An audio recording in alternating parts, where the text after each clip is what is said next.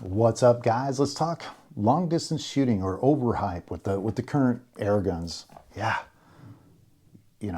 there's a lot of people out there that they look at the advertisements for the Panteras and the Vulcans shooting 300-400 yards. Is it realistic? And I believe the hype sometimes. I get into it, I get really excited, and then the realization that the realistic aspects kick in. So I was going to do a video yesterday about this. I'll kind of give you guys a heads up on what it was about. 600-yard range today, but we're not going to shoot 600. I'm just trying to bring out the guns, see what we can get. So I have a 308 Air Force Texan and the 30 cal. I'm going to shoot the 30 cal. Yeah, the Vulcan 30 cal, 55 yards, and then maybe stretch it out to 200 if it groups at all. I'm having a tough time getting between 55, 100, and 150 because the target system's down right now. So it's going to be just lobbing them in. Then I might try the 308, or we're going to try the 308 as well. See how these group. It's brand new Texan. But yeah, let's get started. So as you guys can see, things fell apart at the range. I had a wind kick up, a couple cameras went out. My range wouldn't allow me to do 55-yard groups. They took down some targets. Everything kind of fell apart. So I just said, you know what? I'm going to take these two rifles. I have a 308 Texan and a Vulcan 330 cal. I'm just going to go out and shoot, just go out and mess around. And the wind started kicking up a little more. So ideally, just an up front, the 308 Texan probably shoots like not very good groups at 55 yards. They're pretty big, and the Vulcan shoots much better groups. But, shooting clay pigeons, it's kind of hard to tell. At 55 yards, I start up with the 308, shooting these big guys, these 120 grain Griffins, boat tails, 308s, probably 900 feet per second or something. Crushing the clay pigeons at 55, 100, 150. It's not only till I get out to 220 that starts becoming kind of a challenge. And I know it's like I'm missing some, I'm hitting some. And I was like, okay, let's try the Vulcan. So I shoot the Vulcan with these 60 grain Patriots with a BC of, I think it's like 0.12 at about 900 and some feet per second. Again, 55 yards, crush it, 100, crush it, 150, crush it. It's not till I get to 220, and it's kind of equaling out about the same. Like I'm hitting it the same as I am the 308. And it's like, well, maybe we don't need the big bores anymore. Maybe they've got this figured out. Again, I'm battling maybe a 5 to 8 mile an hour wind, but as I'm having fun, a storm starts to approach, and the wind kicks up another 8 miles an hour. And I start missing with the Vulcan. Like literally, if I miss before, it's like just right around the clay pigeon.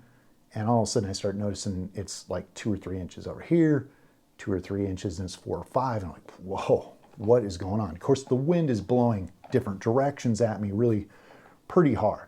I'm like, okay, well, let's see what the Texan does at 220 with this wind.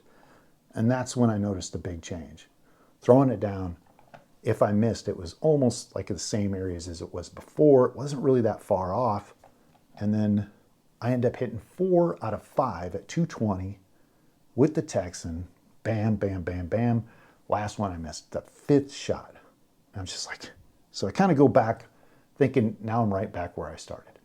And that's the thing. It kind of reminded me of the days years ago when I'd shoot a 25 cal pellet or a slug in high winds at 300 yards. You're dancing like feet off of a beer can or a clay pigeon. It's a little tighter with the stuff we have now, the Panteras and the Vulcans with some bigger lead and heavier BC, but everything is kind of approached the Texan, more lead. Before we were shooting 50 grain, 45. Now we're at 120, 110. This is 60 grain. We got a lot more power. Have we just tried to create a Texan with a lot of shots, but it's still not going to happen? The thing to look at for a lot of the advertisement, the Panteras, the 300-400 shots, look at the weather conditions and they're perfect. Now, the Vulcans, look at that. They're in between like tree lines and If they're on an island, there's no wind blowing. And if you look at that, you're like, wow, okay, it makes sense. Just a shift in 5 mile an hour wind, you're way off, especially if you go 400 yards.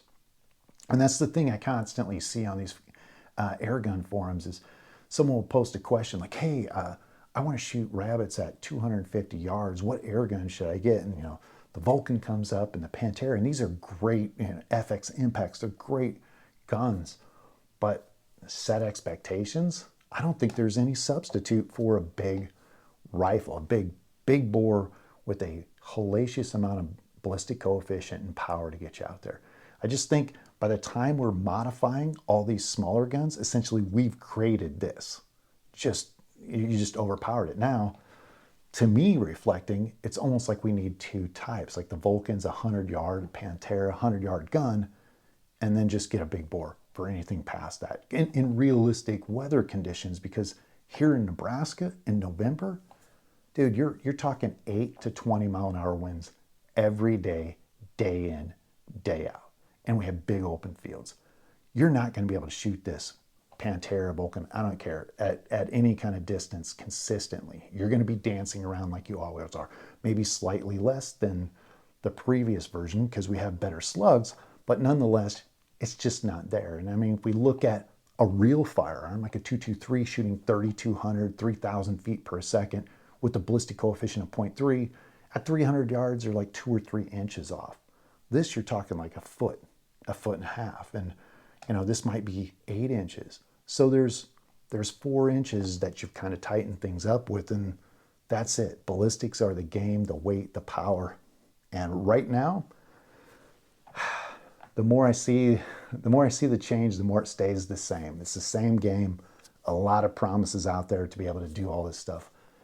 I have no doubt. Perfect conditions, you can hit stuff at 300 yards. I've done it with the 177 13 cal, but at that, realistically, with any kind of weather conditions, good luck. So there you have, folks. Let me know what you think. Comments, questions below. But yeah, I got a new respect in windy conditions for the big bore. Yeah, it's kind of eye-opening to see how much better it kind of performed than a very good, very accurate rifle. See you guys next week.